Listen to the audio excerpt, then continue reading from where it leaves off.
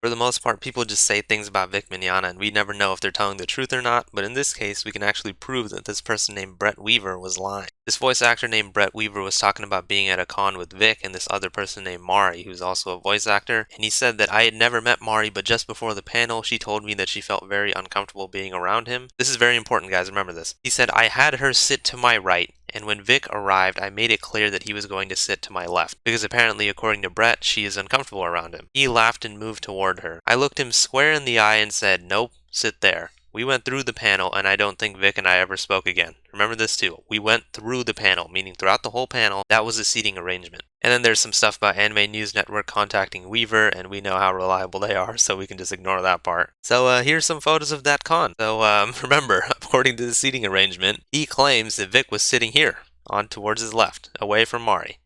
So that is obviously not the case. And remember, like he said, they went throughout the panel that way.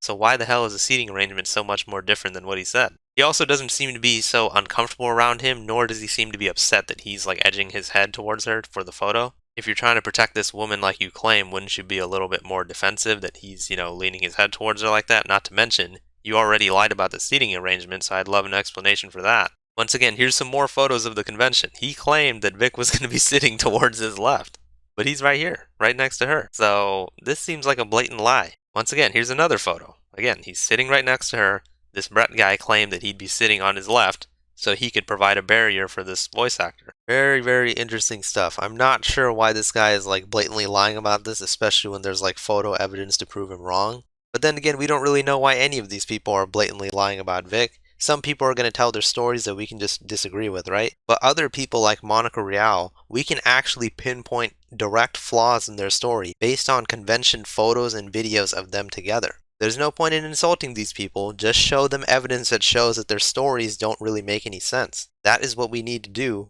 when we stand with Vic.